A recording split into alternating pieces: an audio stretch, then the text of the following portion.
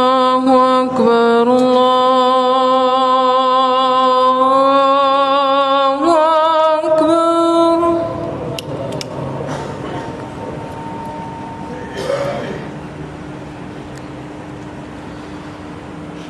الله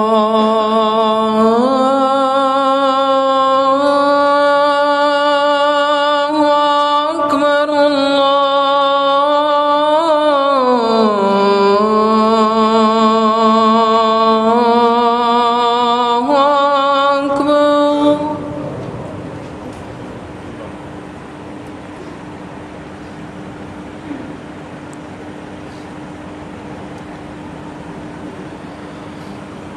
أشهد أن لا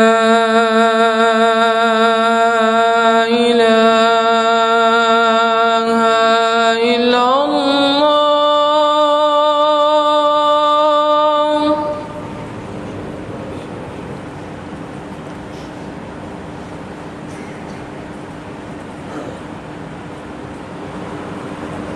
أشهد أن لا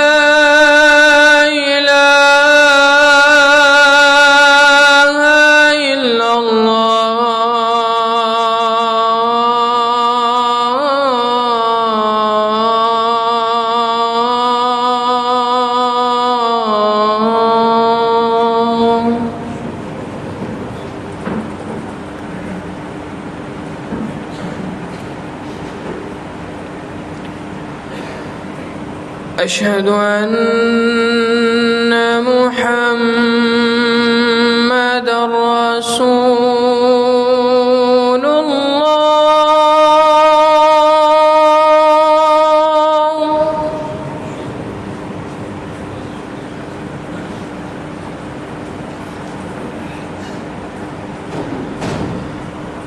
أشهد أن محمدًا رسول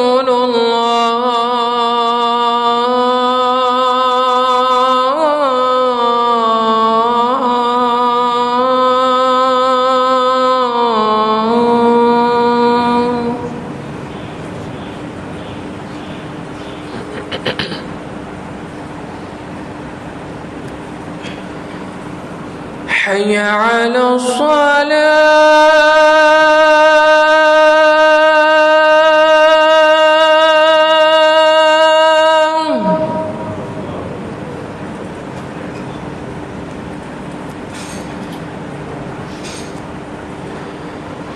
حي على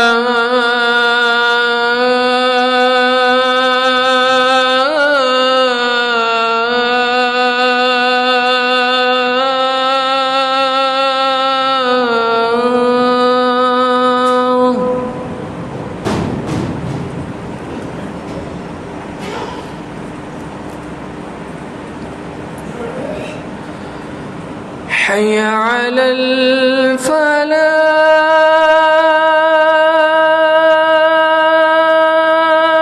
الفلاح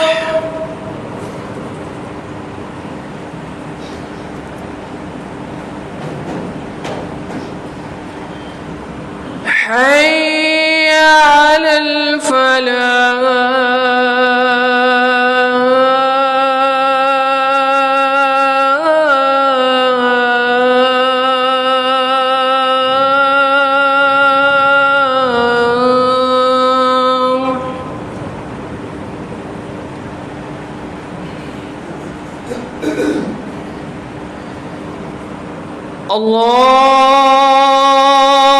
الله أكبر الله أكبر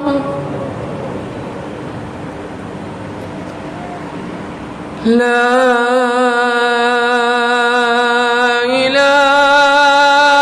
إله إلا الله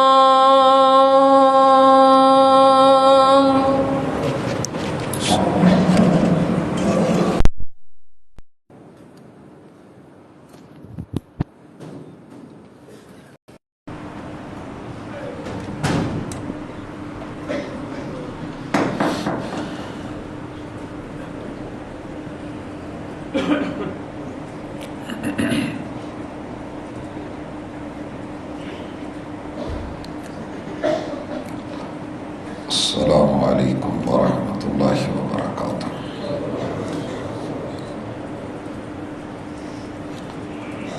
ان الحمد للہ نحمده ونستعینه ونستغفره ونعوذ باللہ من شرور انفسنا ومن سیئات اعمالنا، من يهده الله فلا مضل له ومن يضلل فلا هادي له، وأشهد أن لا إله إلا الله وحده لا شريك له، وأشهد أن محمدا عبده ورسوله صلى الله عليه وسلم۔ أما بعد فإن خير الحديث كتاب الله، وخير الهدي هدي محمد صلى الله عليه وسلم، وشر الأمور محدثاتها وكل محدثة بدعة وكل بدعة ضلالة وكل ضلالة في النار۔ أعوذ بالله السميع العليم من الشيطان الرجيم، رب اشرح لي صدري ويسر لي أمري واحلل عقدة من لساني يفقهوا قولي۔ حاضرین مجلس، احباب گرامی، سامعین و سامعات،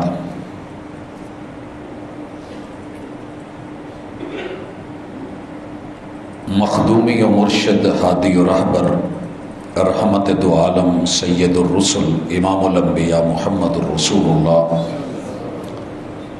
صلی اللہ علیہ وآلہ وسلم کی جس طرح صورت پوری کائنات میں منفرد ہے، اللہ نے ان کی سیرت کو بھی ویسے ہی منفرد بنایا ہے، جو ہر دور میں معطر ہے اور دوسروں کو بھی خوشبودار کرتی ہے، مہکتی ہوئی یہ سیرت، جس نے جب جب جہاں جہاں جیسے جیسے اپنایا، اللہ کے ہاں ثواب بھی ہے اور دنیا کے اندر ایک سواد بھی ہے، دین اور دنیا دونوں کی بھلائی کو اکٹھی کی ہوئی اس سیرت کو سیرت طیبہ کہتے ہیں۔ گزشتہ لگ بھگ 3 ملاقاتوں میں ہم نے پیغمبر دو جہاں سید الرسل امام الانبیاء محمد الرسول اللہ صلی اللہ علیہ وسلم کا چہرہ مورا اور آپ کا جسم، جثہ اور بدن الطف کے بارے میں، اعضاء الرسول کے بارے میں پڑھا۔ وجہ کیا تھی کہ دنیا میں اگر کہیں کوئی دھوکہ دینا چاہے تو بندہ دھوکہ نہ کھائے۔ میرے پاس اس وقت دنیا کی مشہور زمانہ وہ کتاب کے جسے عالمی سطح پہ اللہ نے وہ شہرت دی جو کسی اور کتاب کو نہ مل سکے، امام ترمذی، جن کا نام محمد ہے، جیسے امام بخاری رحمہ اللہ کا نام محمد ہے، ان کا بھی نام محمد ہے، والد کا نام عیسیٰ ہے۔ انہوں نے ایک تو حدیث کی کتاب جامع اور السنن لکھی۔ ان کی تصانیف میں سے جس تصنیف نے بڑا نام کمایا وہ شمائل ترمذی ہے، جو رسول اللہ صلی اللہ علیہ وسلم کے حالات، احوال، آپ کے چہرے مورے، شکل صورت، اعضاء اور آپ علیہ الصلاۃ والسلام کی سیرت پہ لکھی گئی، جس کا میں اکثر تذکرہ کرتا ہوں کہ وہ گھر محروم ہے، بلکہ وہ بیڈ روم محروم ہے کہ جس کی سائڈ ٹیبل کے اوپر میرے محبوب کا نقشہ نہیں۔ بڑے بڑے مہنگے فانوس اور سائڈ ٹیبل پہ پڑی لائٹیں، بڑے بڑے مہنگے وہاں پہ پڑے ہوئے ساز و سامان کوئی ویلیو نہیں رکھتے، لیکن اگر آپ کے پہلو میں، آپ کے سرانے، آپ کے کاؤنٹر پہ، دکان پہ، دفتر، مکان پہ اللہ کے محبوب کے تذکرے کرنے والی یہ کتاب موجود ہے تو یوں سمجھیے کہ آپ اپنے محبوب کو سامنے دیکھ رہے ہیں۔ اور اس کتاب کا تعارف کروانے کا مقصد پیغمبر علیہ الصلاۃ والسلام کی صورت بیان کرنے کا مقصد ایک یہ بھی ہے، ایک تو اللہ کے ہاں اجر اور ثواب ہے جس کا میں اکثر تذکرہ کرتا رہا، اسے خود امام ترمذی رحمہ اللہ نے باب نمبر 56 میں، شمائل ترمذی کے باب نمبر 56 میں یہ ٹائٹل دیا ہے کہ باب فی رؤیت النبی صلی اللہ علیہ وسلم فی المنام، کہ اگر کوئی شخص آپ علیہ الصلاۃ والسلام کو خواب میں دیکھے تو اس کا حکم کیا ہے۔ وہ آپ کے دیدار کا بیان کرتے ہیں، اور اس زمرے میں جناب عبداللہ ابن مسعود رضی اللہ تعالی عنہ کی روایت لے کر کے آئے ہیں، جو کہ سنن ترمذی میں حدیث نمبر 2276 ہے اور سنن ابن ماجہ میں حدیث نمبر 3900 ہے۔ جس سند سے یہاں انہوں نے بیان کی ہے اس کے اندر ابو اسحاق سبیعی جو ہے وہ چونکہ راوی درست نہیں ہے، اس وجہ سے یہ روایت ضعیف ہے، لیکن اس کے شواہد صحیح بخاری میں، صحیح مسلم میں موجود ہیں کہ نبی مکرم صلی اللہ علیہ وسلم نے فرمایا من رعانی فی المنام فقد رعانی، جس شخص نے خواب میں مجھے دیکھا اس نے مجھے ہی دیکھا ہے۔ جس نے خواب میں مجھے دیکھا اس نے مجھے ہی دیکھا ہے۔ فإن الشیطان لا يتمثل بی، شیطان کو یہ اجازت نہیں ہے کہ وہ میرا ہم شکل بن کر کے آئے، کہ وہ میرا ہم شکل بن سکے۔ اس روایت کو بیان کرنے کے بعد ایک اور روایت جو جناب ابو ہریرہ رضی اللہ تعالیٰ عنہ سے ہے، امام ترمذی رحمہ اللہ وہ لے کے آئے، اور اس کے بھی لفظ یہی ہے کہ جس نے خواب میں مجھے دیکھا اس نے مجھے ہی دیکھا۔ فإن الشیطان لا يتصور او لا يتشبہ بی، کہ یہ شیطان میرا ہم شکل یا میری مشابہت اختیار نہیں کر سکتا۔ اب یہ روایت پڑھنے کے بعد میں ایک اور روایت بیان کروں گا کہ ایک تو واضح معنی ہے کہ شیطان میری شکل نہیں دھار سکتا، لیکن وہ کذاب اور جھوٹا بددیانت یہ تو کر سکتا ہے کہ کسی اور کی تصویر بنے، شکل دھارے، کسی بزرگ کا روپ دھارے اور کہے کہ میں ہی رسول اللہ صلی اللہ علیہ وسلم۔ تو ایسے میں آپ تصدیق یا تکذیب کیسے کریں گے؟ میرے پاس اس وقت روایت ہے جناب ابن عباس رضی اللہ تعالی عنہ کے دور میں، ایک راوی ہیں کہ جو نبی مکرم صلی اللہ علیہ وسلم پہ نازل شدہ قرآن کو لکھتے تھے، کاتب تھے، یزید الفارسی ہیں۔ یہ فرماتے ہیں کہ میں نے رسول اللہ صلی اللہ علیہ وسلم کو خواب میں دیکھا، اور پھر میں نے یہ بات جناب ابن عباس سے بیان کی، رسول اللہ صلی اللہ علیہ وسلم کے فرسٹ کزن ہیں، میں نے ان سے ذکر کرا کہ میں نے خواب دیکھی اور میں نے خواب میں اپنے محبوب مرشد کو دیکھا ہے۔ جناب ابن عباس نے مجھے سامنے سے یہ کہا کہ ہاں رسول اللہ صلی اللہ علیہ وسلم نے کہا تھا من رعانی فی المنام، جس نے مجھے خواب میں دیکھا اس نے مجھے ہی دیکھا ہے، کیونکہ شیطان میری صورت نہیں بن سکتا۔ لیکن اس پہ بس نہیں کی، ابن عباس فرمانے لگے ذرا بیان کریں گے کہ آپ نے جن کو دیکھا ان کا حلیہ کیسا تھا، ان کا حلیہ کیسا تھا؟ حدیث بھی سنا دی، خواب بھی سنا، لیکن ساتھ میں تصدیق کے لیے پوچھ بھی لیا کہ آپ نے تو رسول اللہ صلی اللہ علیہ وسلم کو چونکہ زندگی میں نہیں دیکھا، خواب میں دیکھ رہے ہو، تو بیان تو کیجئے کیسے ہیں؟ انہوں نے جواباً کہا کہ ہاں میں رسول اللہ صلی اللہ علیہ وسلم کا وصف بیان کرتا ہوں۔ آپ دو آدمیوں کے درمیان تھے، نہ قد میں لمبے تھے نہ چھوٹے تھے، جسم مبارک سفید گندمی یعنی سرخ سفید تھا، آنکھیں سرمگی تھی، سرما ڈلا ہوا تھا، دانت موتیوں کی طرح خوبصورت تھے، اور چہرہ جو تھا وہ کتابی اور گول تھا، آپ کی داڑھی گھنی تھی اور سینے مبارک کو ڈھانپ رہی تھی۔ انہوں نے جب یہ بیان کیا تو جناب ابن عباس فرمانے لگے کہ اگر آپ ان کو زندہ سامنے بیٹھ کے بھی دیکھتے تو یہی بیان کرتے. ایک اور روایت میں ہے کہ پوچھا آپ نے جو دیکھا ہے ان کی شکل کیسے تھی؟ تو فرمایا حضرت حسن کی طرح کے تھے. تو کہا ہاں رسول اللہ صلی اللہ علیہ وآلہ وسلم اپنے اوپر والے دھڑ میں اپنے نواسے جناب حسن جیسے تھے. تو اس سے معلوم یہ ہوا کہ ہر بندے کا خواب سن کے اور وہ کہے کہ میں نے حضور کو دیکھا ہے تو فوری اس کے اوپر اپنے آپ کو فریفتہ کر کے بٹھا نہیں لینا چاہیے، بلکہ اسے بھی پوچھ لیں اور وہ خود بھی پڑھ لیں.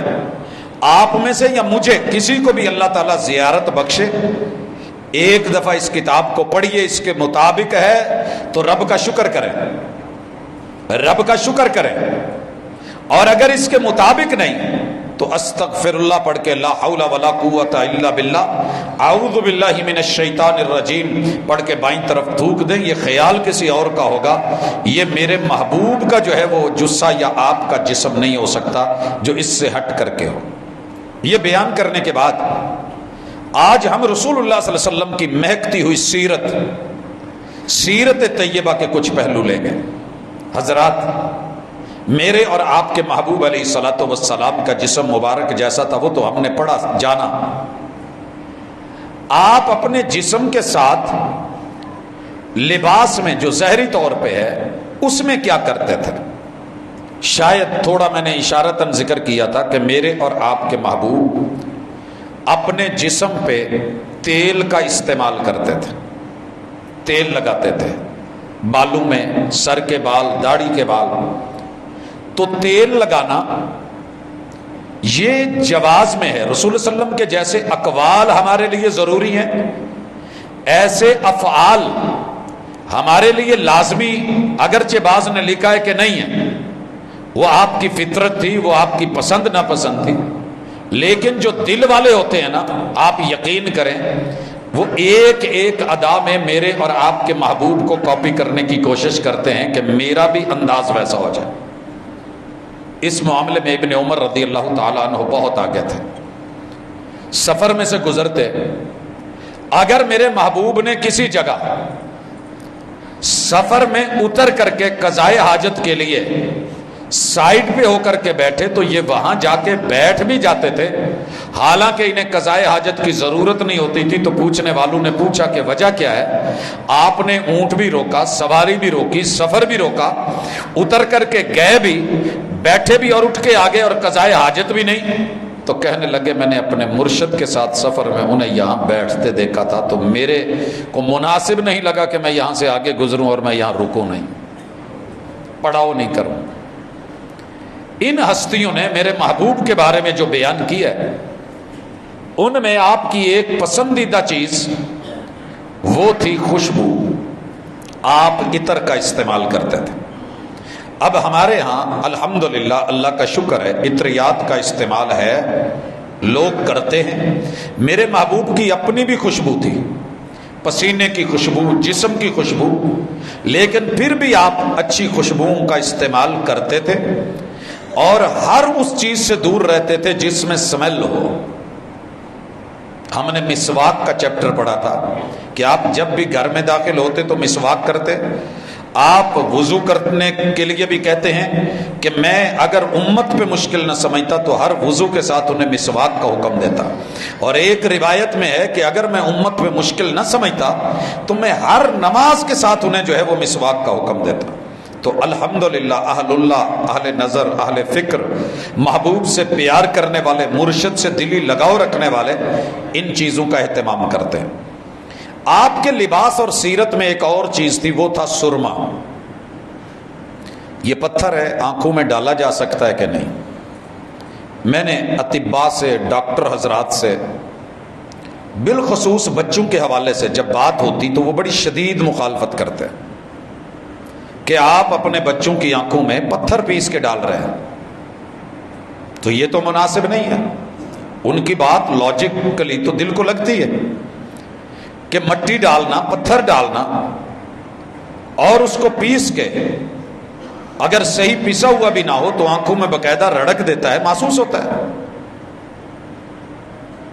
لاجیکلی یہی لگتا ہے کہ نہیں ہونا چاہیے. لیکن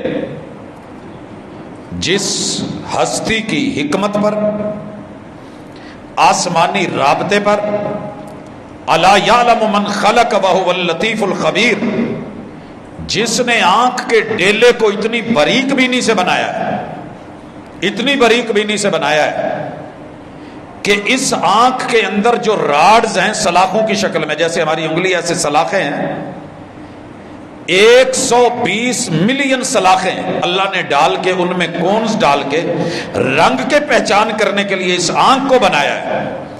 اگر ایسا ہوتا تو محبوب نے جب سرمے کی پہلی سلائی لی تھی آسمان سے وہی آ جاتی کیوں؟ لیکن صحیح حدیث سنیے میرے اور آپ کے محبوب علیہ الصلوۃ والسلام. کچھ روایتیں ضعیف بھی ہیں، میں ان کا بھی اشارہ کر دوں.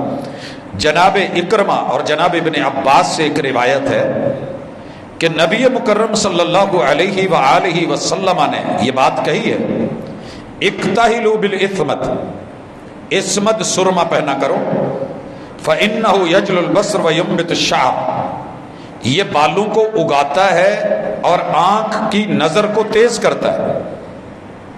اور ان کا یہ موقف تھا کہ رسول اللہ صلی اللہ علیہ وآلہ وسلم ہر رات دائیں اور بائیں آنکھ میں 3 سلائیاں ڈالتے تھے سرمے کی. یہ روایت سندن تو ضعیف ہے، لیکن اگر اس کے معنی میں چلے جائیں تو یہ روایت حسن درجے سے رسول اللہ صلی اللہ علیہ وسلم سے ثابت ہے، اور اس کے راوی جناب ابن عباس ہی ہیں کہ رسول اللہ صلی اللہ علیہ وسلم نے کہا کہ تمہارے بہترین سرموں میں سے ایک سرما عصمت بھی ہے. یہ کہاں ہوتا تھا؟ اصفہان کے پہاڑوں میں، اور اس کے بعد کرمان کے پہاڑوں میں. یہ جو سرما ہے یجل البصر وینبت الشعر، ان لفظوں کے ساتھ یہ روایت حسن ہے اور صحیح ہے. اسی طرح ایک اور روایت جو ابن عمر رضی اللہ تعالیٰ عنہ سے اس کے شاہد کے طور پہ آئی ہے کہ علیکم بالعصمت، سرما ڈالا کرو. یہ عصمت سرما جو ہے یہ آپ کی آنکھ کو، نظر کو تیز کرتا ہے اور بالوں کو بڑھاتا ہے. یہی وجہ تھی کہ ہماری مائیں بچپن میں، یہ چیز آج بھی ہے کہ وہ ان جگہوں کے اوپر سرما لگا دیتی تھی اور آنکھ میں بھی سرما پہنا دیتی تھی. باقی رہ گیا کہ پتھر پہننے سے اگر نظر خراب ہوتی تو شاید ہی زندگی کی کوئی رات گزری ہو جو ہوش کے بعد گزری ہو اور ہم نے سرما نہ پہنا ہو. پیغمبر علیہ الصلوۃ والسلام اس کو لیتے تھے، سرما ڈالتے تھے، آپ کی سیرت میں تھا. اور آپ علیہ الصلوۃ والسلام کی آنکھیں سرمے والی ہوتی تھی. تو اگر آپ، ضروری نہیں ہے، فرض نہیں ہے، لیکن پیغمبر علیہ الصلوۃ والسلام کی سنت سمجھ کے، مستحب سمجھ کے، باعث اجر و ثواب سمجھ کے، اور آپ کی سیرت کا حسن سمجھ کے اسے لیتے ہیں تو انشاءاللہ میرا رب جو ہے وہ آپ کو ان چیزوں سے محروم نہیں رکھے گا جس مقصد کے لیے آپ اور میں جڑے ہوئے. اس کے بعد ہم آتے ہیں کہ رسول اللہ صلی اللہ علیہ وسلم کا لباس کیسا تھا. پوری دنیا اس وقت لباس کے معاملے میں منافست میں ہے، مقابلے میں ہے. بہت بڑا برانڈز کا مقابلہ ہے. فیشن اور ڈیزائن ایک مکمل انڈسٹری بن چکی ہے. تو آپ اور میں جس لباس میں ہیں یہ کیا ہے؟ پہلے یہ سنیے کہ ورلڈ میں مشہور ہے کہ پاکستانیوں کا لباس، بنگلہ دیشیوں کا لباس، انڈینز کا لباس، بر صغیر کا لباس، جس میں شلوار ہے، قمیض ہے، پاجامہ ہے یا دھوتی اور چادر ہے، یہ مزدوروں کا لباس ہے، یہ عاملوں کا لباس ہے، مزدور کا لباس. تو اچھی طرح سن لیجئے، یہ واحد لباس ہے جو اس کائنات میں انبیاء کا لباس ہے. احساس کمتری میں ہے تو نکل جائیے. یہ رکاوٹ بنتا ہے کہیں تو سوچ بدل لیجئے. اس سے آپ کی یا میری شان میں یا رتبے میں فرق آتا ہے تو یہ بھی اپنی نیچر بدل لیجئے. میرے اور آپ کے محبوب کو آسمانوں اور زمینوں سے حلے، پوشاکیں، لباسیں، جنتی کستوریوں سے وہ رنگے ہوئے آسمان سے لباس آ سکتے تھے. مگر میرے محبوب کو جو پسند تھا مومنوں کی ماں ام سلمہ سے سنیے رضی اللہ تعالی عنہ. مومنوں کی ماں ام سلمہ. مائیں تو ساری پیاری ہیں، لیکن جس طریقے سے انہوں نے ہجرت کی، اپنے شوہر کو کھویا، اپنے بیٹے کو کھویا، سسرال کو، ددیال ننیال کو کھویا، یہ ایک الگ داستان ہے. ہجرت کر کے جب مدینے میں آئیں اور شوہر فوت ہو گیا تو رسول اللہ صلی اللہ علیہ وسلم نے انہیں مشکل وقت میں صبر کے لیے جو دعا سکھائی تھی، وہ دعا یہ تھی: اللہ میری مصیبت میں میرا ساتھی بن، اور مجھے جو مصیبت پہنچی ہے، جو مجھ سے لیا گیا ہے، اللہم اجرنی فی مصیبتی واخلف لی خیرا من، اللہ مجھے اس سے بہتر عطا کر. تو یہ کہا کرتی تھی کہ بات تو نبی کی ہے، بات وحی کی ہے، بات آسمان کی ہے، بات رب العالمین کی ہے، دعا من اللہ ہے، ارشاد پیمبر ہے، رہبری مرشد کی ہے. ایمان کہتا ہے کہ لفظ ایسے ہی ہے، لیکن یقین کہتا تھا کہ ابو سلمہ سے بہتر اس دنیا میں کوئی اور انسان ہو ہی نہیں سکتا. بھائی وہ انسان جس کے ساتھ جیتا ہے، اگر تعلق اچھا رہے تو جیتے جی بندہ بھلے کہے یا نہ کہے، لیکن زندہ تھے تو جینے کی سزا دیتی تھی دنیا، مرے ہم تو زمانے نے بہت یاد کیا. پھر لوگ یاد کرتے ہیں کہ نہیں، وہ میرے شوہر جیسا کوئی اور نہیں تھا، ہو بھی نہیں سکتا، ممکن ہی نہیں، کیونکہ انسان کی دنیا صرف اتنی ہے، وہ سمجھ لیتا ہے کہ میری دنیا اتنی. لیکن اگر وہی پر یقین ہے، مرشد کی باتوں میں سچائی ہے، اور آپ کو اس کے اوپر پورا بغیر شکوک و شبہات کے ایمانی کیف کے ساتھ محبت والا یقین ہے، تو پھر جو مرشد نے کہہ دیا وہ فائنل ہے. کہتی ہے میں لفظ تو پڑھتی تھی، مگر سوچتی تھی کہ ابو سلمہ سے اچھا کون ہوگا. خیر میں دعا پڑھتی رہی. اس وقت پتہ چلا جب میرے محبوب مرشد نے دیکھا کہ مدینے میں ام سلمہ کا تو کوئی ہے ہی نہیں، انہوں نے مجھے نکاح کا پیغام بھیجا. تو پھر میں نے کہا اللہ اکبر، جو رب نے کہا ہے وہ سچ کہا ہے، جو وحی نے کہا ہے وہ سچ کہا ہے، جو محبوب مرشد نے بولا ہے وہ سچ کہا ہے.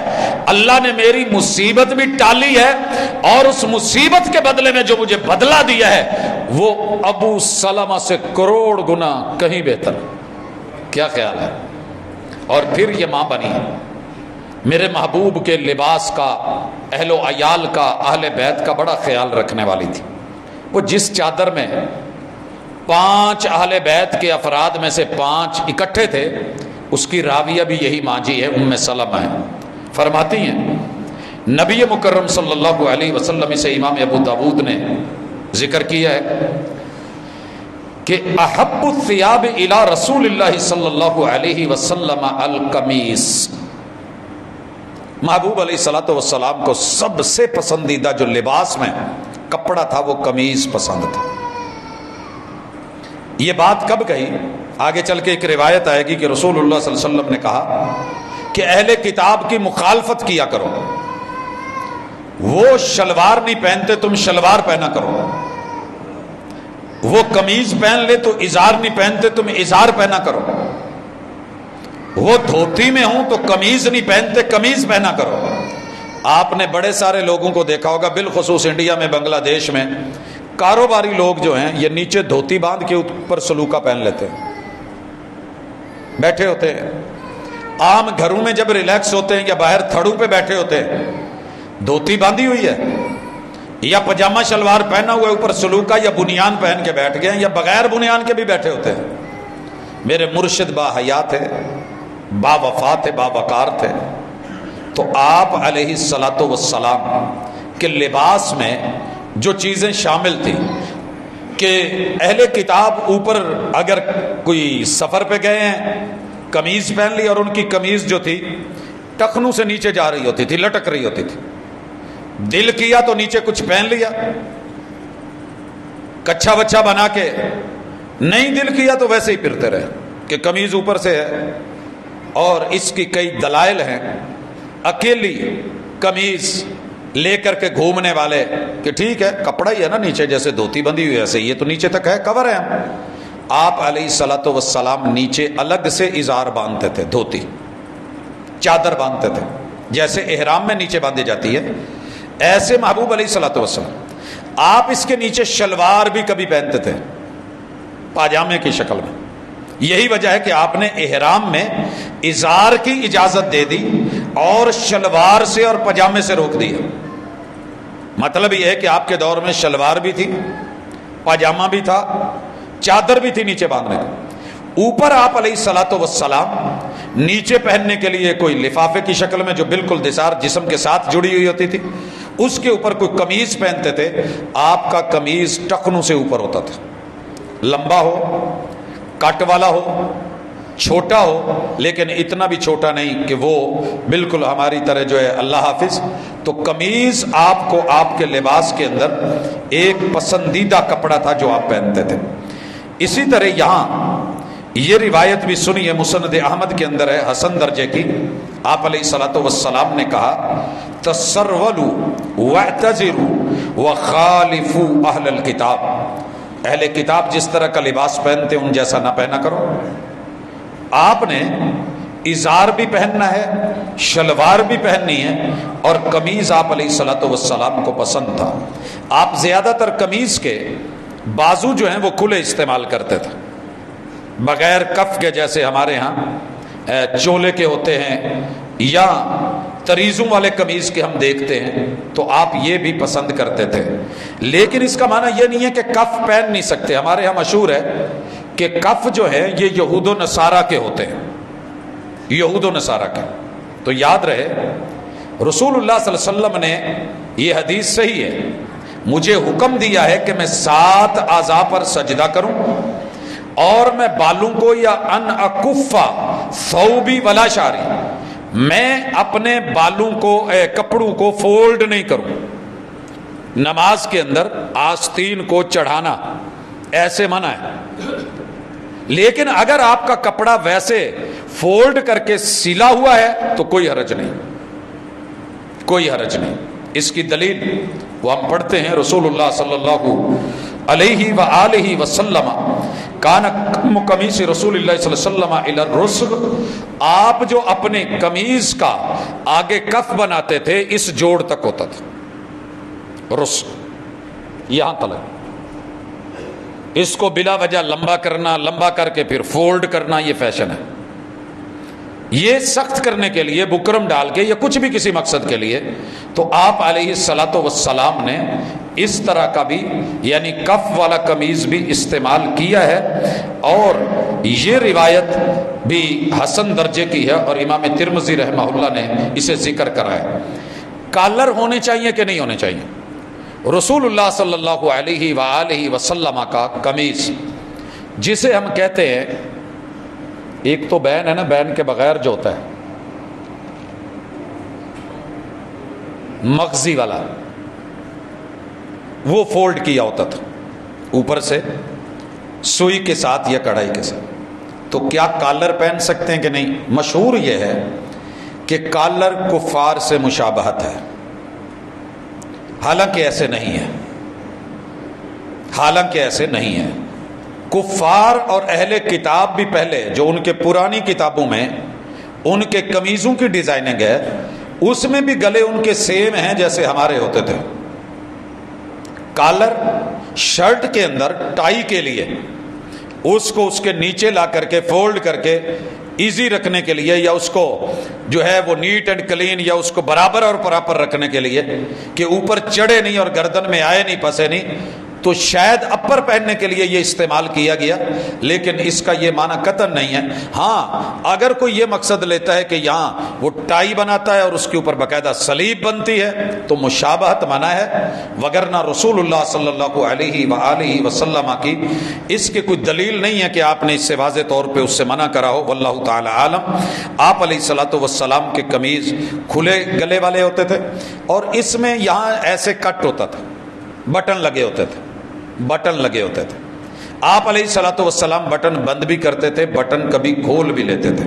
ایک صحابی ہیں, مجھے ابھی کل کسی نے بلکہ آج ہی پوچھا کہ ابو داود کی جو روایت ہے کہ ایک صحابی اپنے والد سمیت آئے اور رسول اللہ صلی اللہ علیہ وآلہ وسلم کو ملے.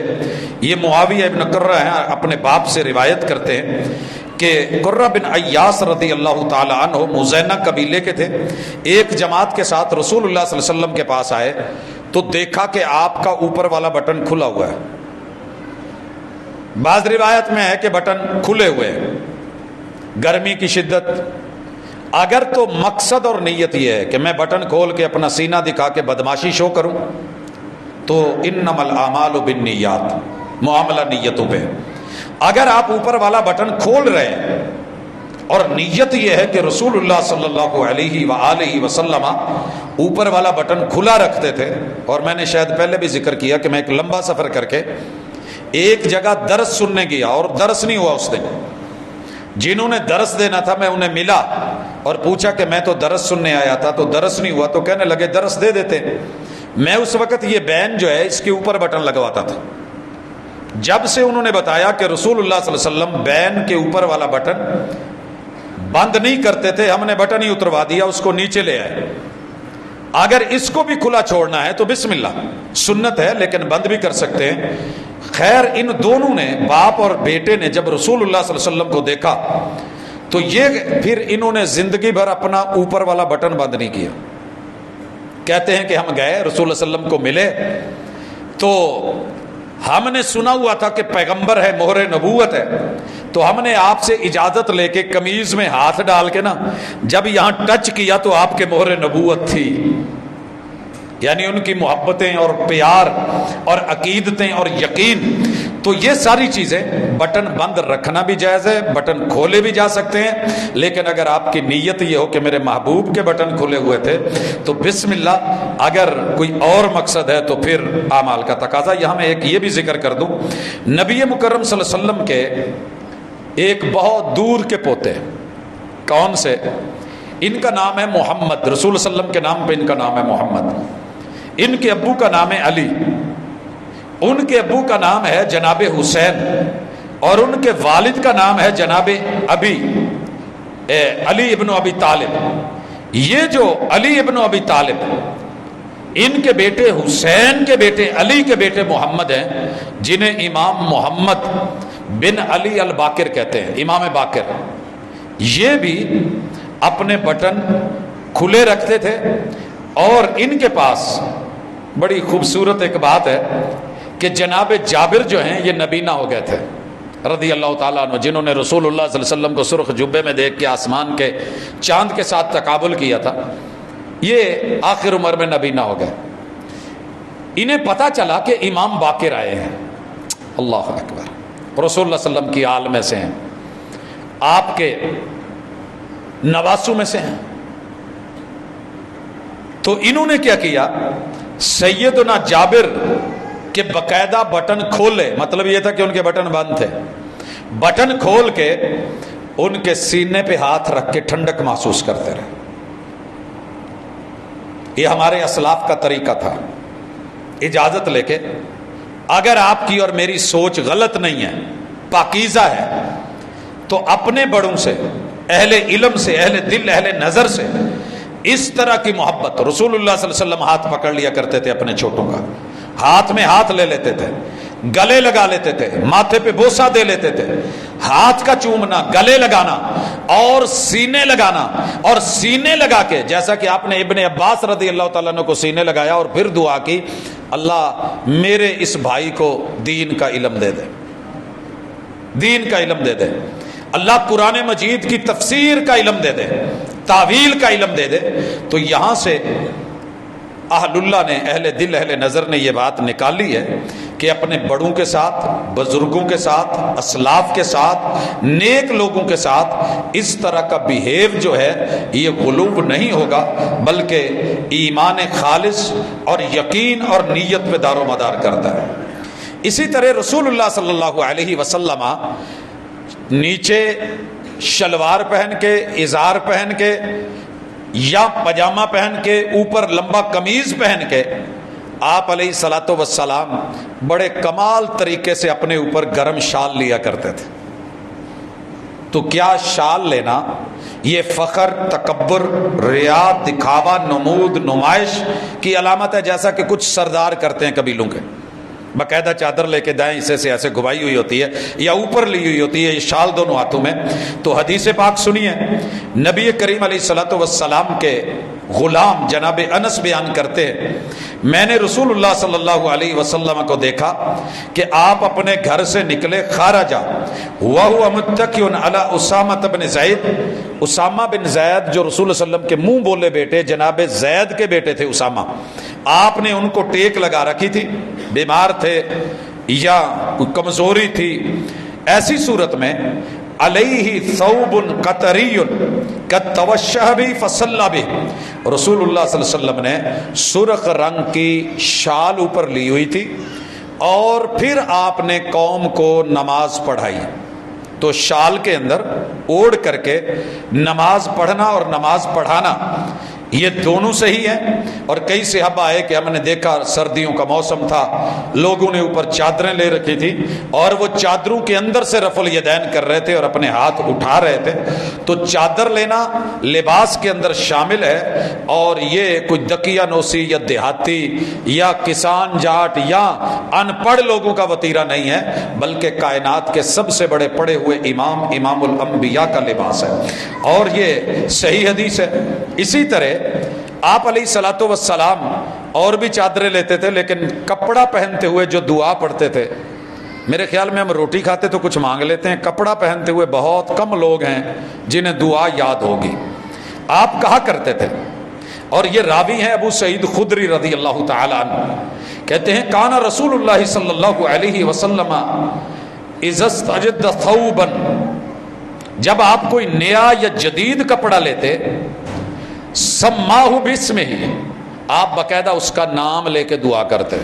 مثلا اللہ تو نے یہ پگڑی دی ہے، اللہ تو نے قمیص دیا ہے، اللہ تو نے چادر دی ہے، اللہ تو نے ردا دی ہے، اللہ تو نے یہ کملی عطا کی، اللہ تو نے یہ مجھے امامہ عطا کیا ہے، تو اس کا باقاعدہ نام لیتے. اور صحابی نے جو نام لیے ہیں 3 چیزوں کے، باسمہ ہی، امامہ ہوتا تو امامہ کہتے، قمیصن قمیض ہوتی تو قمیض بولتے، رداءن اگر اوپر لینے والی شال ہوتی تو آپ اس کا نام لیتے، ثم یقول پھر کہتے اللہم لک الحمد کما کسوتنی، اللہ تو نے اپنے بندے کو آج کپڑا دیا ہے، تیری تعریف تیری تعریف. اسألک خیرا، اللہ اس کپڑے کی جتنی بھلائیاں ہیں مجھے دے دے. وَخَيْرَ مَا صُنِعَ لَهُ، اللہ یہ کپڑا جن جن اچھے مقاصد کے لیے پیدا ہوا ہے اللہ وہ بھی مجھے عطا کر دے. وَأَعُوذُ بِكَ مِن شَرِّهِ وَشَرِّ مَا صُنِعَ لَهُ، اللہ اس کپڑے کے اندر اگر کوئی شر ہے تو مجھے اس سے محفوظ فرما، اور اگر کسی غلط نیت سے بھی بنایا گیا ہے اور مجھ تک پہنچا ہے تو اللہ مجھے اس غلط مقصد سے بچا لے. یہ حدیث صحیح ہے اور امام ترمذی نے اس کو نقل کرا ہے. اسی طرح آپ علیہ الصلوۃ والسلام یہ دعا بھی کیا کرتے تھے، سنن ابی داؤد کے اندر موجود ہے، الحمدللہ الذی کسانی ھذا الثوب ورزقنیہ من غیر حول منی ولا قوہ، اللہ تیرا شکر ہے میرے میں اتنی ہمت نہیں تھی کہ میں اس کا دھاگا بنا سکتا، میں اس کی کپاس اگا سکتا، میں اس کا ریشہ بنا سکتا. اللہ تو نے دیا ہے، تو نے پہنایا ہے، اور تیرے بندے محمد کے تن پہ یہ کپڑا جو ہے اس وقت زیب تن ہوا ہے. اللہ تعریفیں تیری ہیں، طاقتیں تیری ہیں، عطائیں تیری ہیں. اب آئیے، میرے محبوب کس کلر کا لباس پہنتے تھے؟ ہمارے یہاں مشہور ہے کہ 2 کپڑے نہیں پہننے چاہیے، ایک سرخ کیونکہ یہ عورتوں کا رنگ ہے، اور دوسرا کالا کیونکہ یہ جہنمیوں کا رنگ ہے. تو میرے بھائیو ذہن میں رکھیے، رسول اللہ صلی اللہ علیہ وسلم ہر رنگ کا کپڑا پہن لیتے، جو بھی ملتا، آپ کو جو میسر آیا. کسی نے گفٹ کیا تب بھی، اگر نہیں من کرا، پورا نہیں ہے، نہیں پہنا، ایک الگ بات ہے، وگرنہ جس رنگ میں جو میسر آیا میرے محبوب پہن لیتے تھے، اور اچھے سے اچھا پہنتے تھے. مہمانوں کی آمد پہ، وفد کی آمد پہ آپ ماشاءاللہ بڑا بن سنور کے نکلتے تھے. لیکن پہلے آئیے سرخ رنگ پہ، عورتوں کا لباس ہے نہیں پہننا چاہیے، عورتوں سے مشابہت ہے نہیں پہننا چاہیے. تو یہ رنگوں کے اوپر قبضہ آپ نے اور میں نے بعض وجوہات پہ کروایا ہے کہ یہ سرخ رنگ کنواری بچیوں کا ہے، لہٰذا یہ شادیوں میں ہونا چاہیے۔ اس کا تعلق پیچھے ہم نے ہندو نے جس سوچ سے جوڑا، وہ چونکہ بلڈ کا کلر ریڈ ہے اس وجہ سے اس کی اپنی سوچیں ہوں گی، لیکن ایسی بات نہیں ہے۔ سنیے، جناب ابو جحیفہ اپنے باپ سے روایت کرتے ہیں کہ رأیت النبی صلی اللہ علیہ وسلم علیہ حلۃ حمراء، میں نے رسول اللہ صلی اللہ علیہ وسلم کو دیکھا، آپ کے اوپر سرخ رنگ کا حلہ تھا، اور مجھے اس حلے میں سے آپ کی جو نیچے سے پنڈلیاں نظر آ رہی تھیں، ان کی روشنی، ان کی چمک، ان کی دمک، ان کی رونق، ان کی بہا، ان کی گلو، کیا کہنے، سبحان اللہ، یہ ہم دیکھ رہے تھے۔ اب آئیے، یہ سرخ رنگ کا حلہ کیا ہے؟ بھائیو، حلہ پوشاک کو کہتے ہیں، ڈریسنگ کو کہتے ہیں، کبھی 2 پیس، کبھی 3 پیس، کبھی 4 پیس۔ کیسے 2 پیس کیسے؟ آپ علیہ الصلوۃ والسلام نے نیچے سے چادر باندھی ہوئی ہے، اوپر قمیض پہنا ہوا ہے۔ آپ علیہ الصلوۃ والسلام نے نیچے چادر پہنی ہے، اوپر پورا جبہ پہنا ہے۔ آپ علیہ الصلوۃ والسلام نے سر پہ پگڑی باندھی ہوئی ہے، اور اس قمیض کے نیچے کوئی دشار پہنا ہوا ہے جسے ہم بنیان کہتے ہیں۔ 3 پیس 4 پیس پوری پوشاک، حلہ۔ اگر ہم کسی کو کہیں اس نے سوٹ پہنا ہوا ہے تو مانا یہ نہیں ہوگا کہ اس نے کوئی ایک چیز پہنی ہے، بلکہ اس میں سارا کچھ آ جائے گا۔ ہم نے رسول اللہ صلی اللہ علیہ وسلم کو سرخ رنگ کی پوشاک میں دیکھا۔ ہمارے کئی بزرگ گزرے ہیں جن کا تعلق ملنگی سے ہے، شہباز کرے پرواز یہ کالے رنگ کا پہنتے تھے، اور بابا جی سرخ پوش اچ شریف والے جن کا دربار بی بی جیوندی کے مزار کے بالکل ساتھ ہے، یہ جلال الدین سرخ پوش، اور ان سے نسبت رکھنے والے سارے لوگ سرخ پہنتے ہیں۔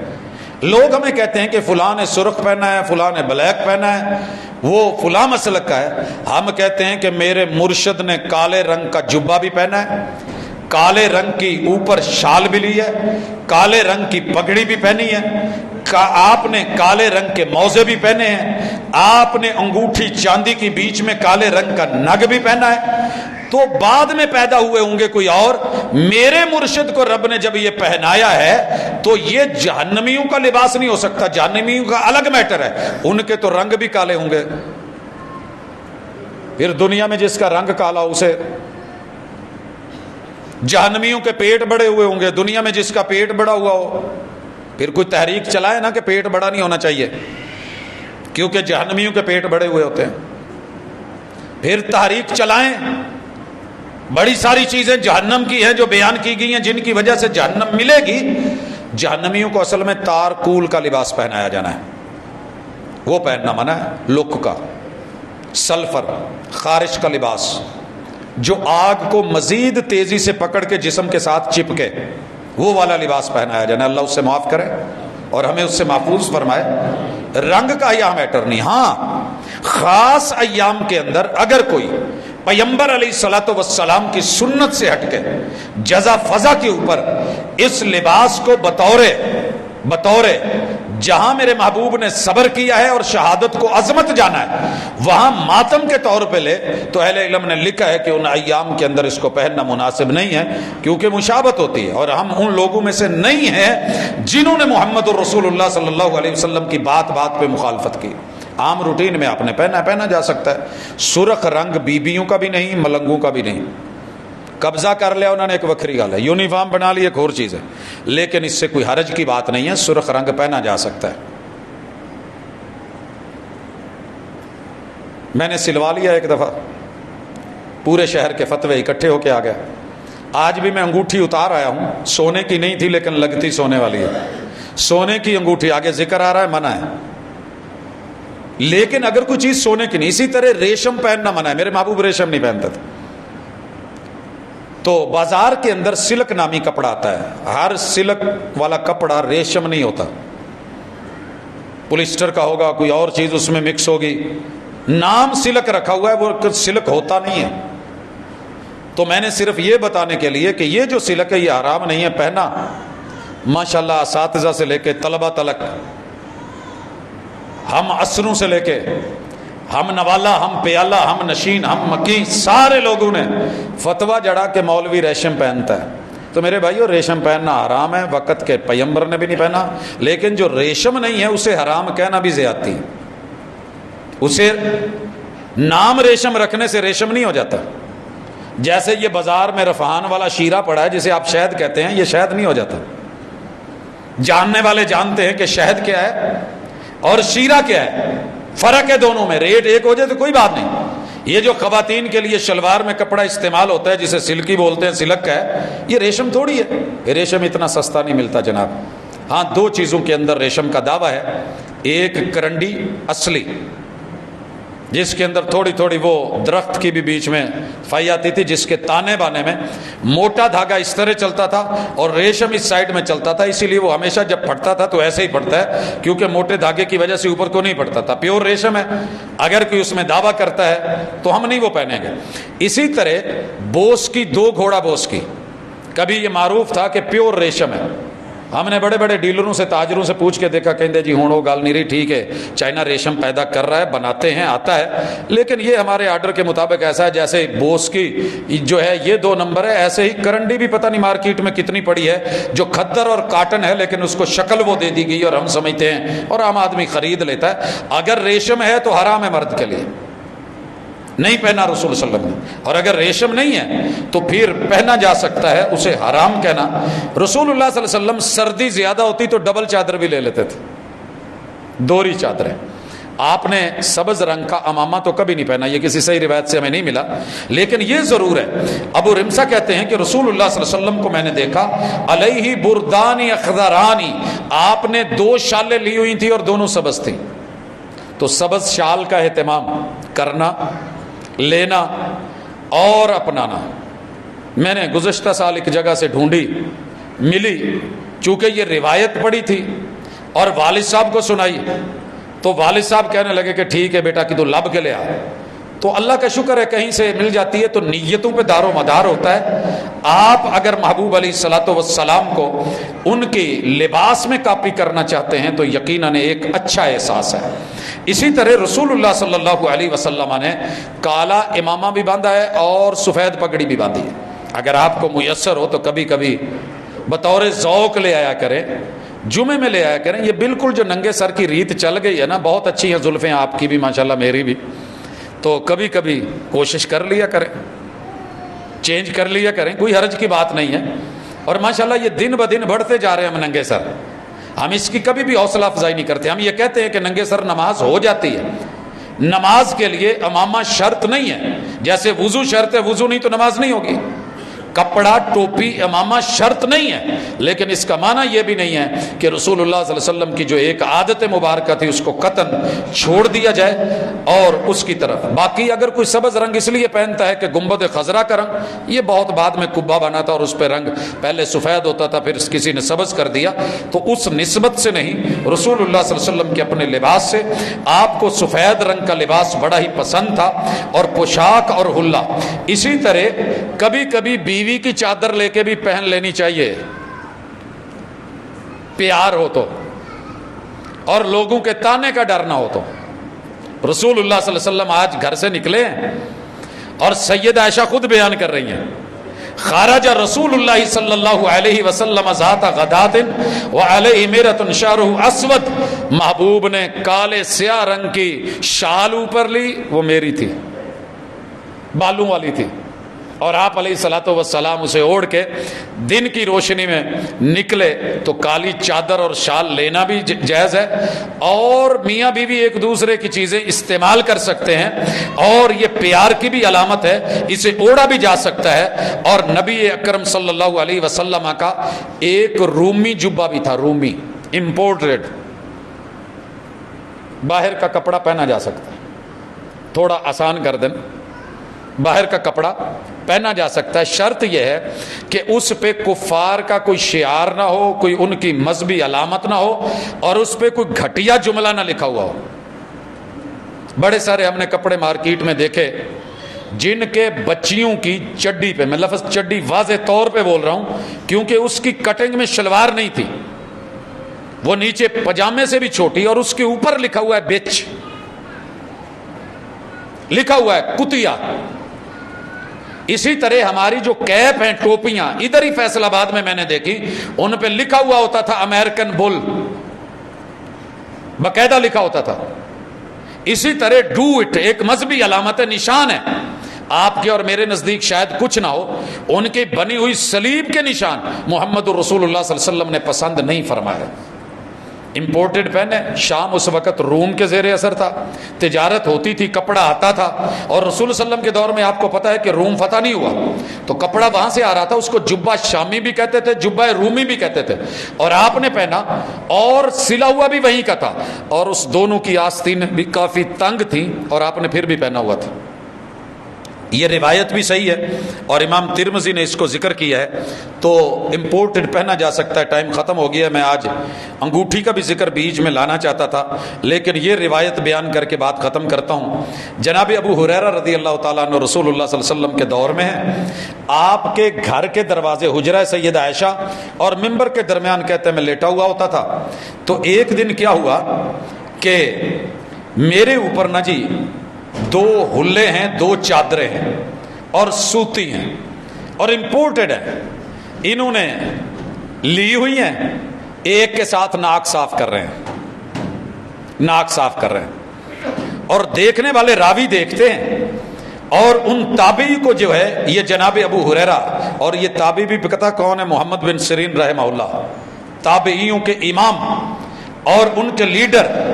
وہ کہتے ہیں کہ ہم ابو ہریرہ کے پاس تھے, انہوں نے کاٹن کی 2 خوبصورت رنگ دار نقش و نگار والی کڑھائی والی دھاری دار چادریں اوڑھ رکھی ہیں. انہوں نے ایک کے ساتھ ناک صاف کیا, اور پھر کہنے لگے کیا بات ہے, کیا بات ہے. آج ابو ہریرہ نے بھی ایسی چادریں پہننی تھی. یعنی غربت کا دور تھا, کچھ ملتا نہیں تھا, تو بندہ ماضی نہ بھولے کہ میرا ماضی کیا ہے. کہتے تھے کہ یار کبھی ابو ہریرہ کچھ ملتا نہیں, وہ بھی دور تھا, بھوک اور پیاس کے ساتھ برا حال ہوتا تھا, دورہ پڑتا تھا, لوگ اوپر سے گزر جاتے تھے, سمجھتے تھے کہ ابو ہریرہ کو غشی کے دوڑے پڑے ہیں یا مرگی کے. وما بھی جنون, نہ مجھے مرگی تھی نہ مجھے کوئی جنون تھا, بھوک کی وجہ سے یہ حالت ہوتی تھی, شوگر لو ہوتی تھی. آج اللہ کا شکر ہے, دولت بھی ہے, مال بھی ہے, پیسہ بھی ہے, کھانا بھی ہے, پینا بھی ہے, اور یہ چادریں بھی آج رنگ برنگی اور منقش ابو ہریرہ نے اوپر لے رکھی ہیں.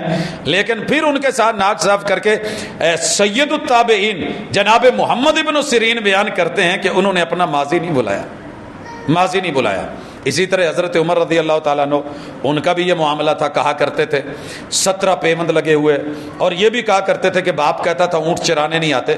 تو انشاءاللہ اگلی ملاقات میں ہم پیغمبر کی مہکتی ہوئی سیرت, آپ کے لباس وضع قطع سے لے کے کھانے پینے تلک, معاملات تلک, لین دین تلک, اور ہماری روزمرہ زندگی. آج کے سبق سے کم از کم میں تو اس جگہ پہ پہنچا ہوں, میں الحمدللہ کبھی احساس کمتری کا شکار نہیں ہوا. ہر طرح کا لباس تھا, دنیا بھر کے برانڈز میسر تھے, لیکن پہنا وہی ہے جو رسول اللہ صلی اللہ علیہ وسلم کا قمیض لگا ہے. بڑی جگہوں پہ لوگوں نے کہا آپ یہ ہیں, وہ ہیں, آفیسر ہیں, یہ پہن کے ہیں, وہ پہن کے ہیں, یہ مجبوری ہے, وہ ہے, ادھر جانا ہے, ادھر جانا ہے, اتنے بڑے بڑے لوگ آ رہے ہیں, بیٹھ رہے ہیں, آپ اسی میں آئیں گے. جی ہم اسی میں آئیں گے. ہمارا قومی شعار بھی ہے, اور الحمدللہ ہمارا یہ قومی لباس نہ شریعت کے خلاف ہے, نہ سنت کے خلاف ہے, نہ سیرت مطہرہ کے خلاف ہے. آپ اسے مزدوروں والا لباس کہتے ہیں, تو میرے محبوب نے وہ خندق کھودتے ہوئے وہ مسجد نبوی کی مزدوریاں کر کے دکھائی ہے, تو حرج والی بھی کوئی بات نہیں. تو انشاءاللہ پورے یقین کے ساتھ اپنے چھوٹے بچوں کو بھی اس لباس کی عادت ڈالیں. قومیں اپنے بچوں کو عادی بناتی ہیں. بڑا افسوس ہوتا ہے کہ جب ہم مارکیٹ میں جاتے ہیں, ہمارے بچوں کے کپڑے اور ڈیزائننگ اور خواتین کی ساری باہر سے آ رہی ہوتی ہے. ایک بھی عید کے موقع پہ کوشش کری کہ بیٹی کے لیے کوئی لباس ڈھونڈے جو بازو سمیت ہو, نہیں ملا. برانڈڈ بہت کم ہے کہیں. تو جب غیر ہے, اس نے جو کاٹنا ہے کاٹنا ہے. تو ہم امتی ہیں رسول اللہ صلی اللہ علیہ وسلم کے, ہم ان کی صورت بھی جانتے ہیں, ہم ان کی سیرت بھی جانتے ہیں. اور یہ کتاب اگر ہو سکے تو خریدیے, اللہ نے ہمت دی ہے تو خرید کے ساتھ گاڑی میں رکھیے. دوست احباب کو جن کے ہمت نہیں ہے انہیں گفٹ کیجیے.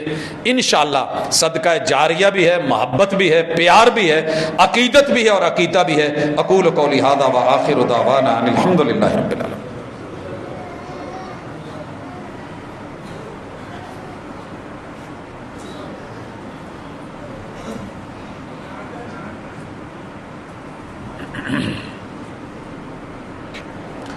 إن الحمد لله نحمده ونستعينه ونستغفره ونعوذ بالله من شرور أنفسنا ومن سيئات أعمالنا من يهده الله فلا مضل له ومن يضلل فلا هادي له وأشهد أن لا إله إلا الله وحده لا شريك له وأشهد أن محمدا عبده ورسوله.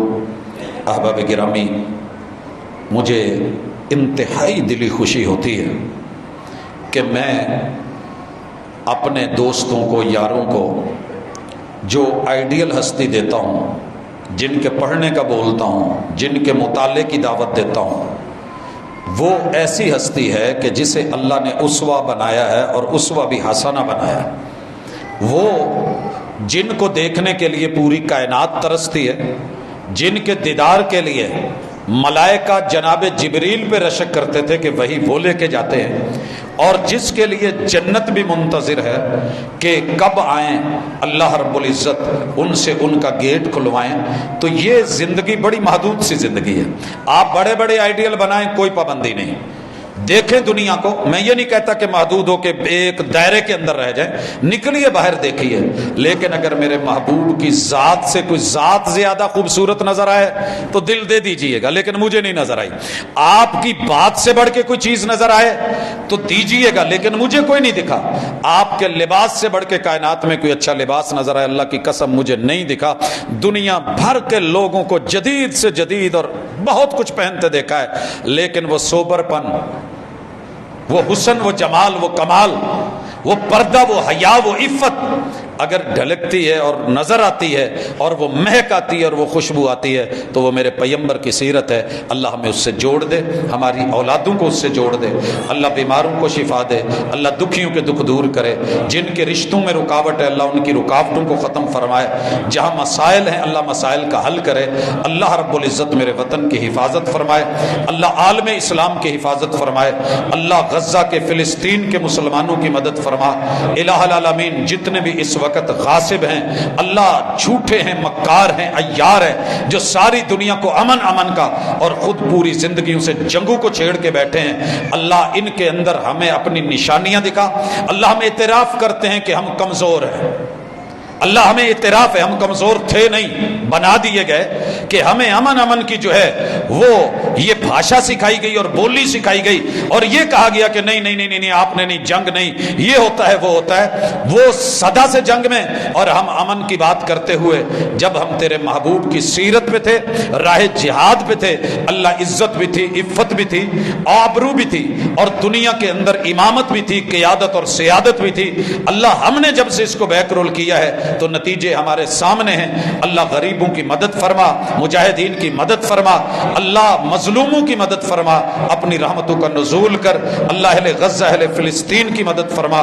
صلی اللہ تعالی علی خیر خلقہ محمد وعلی آلہ واصحابہ اجمعین برحمتک یا ارحم الراحمین.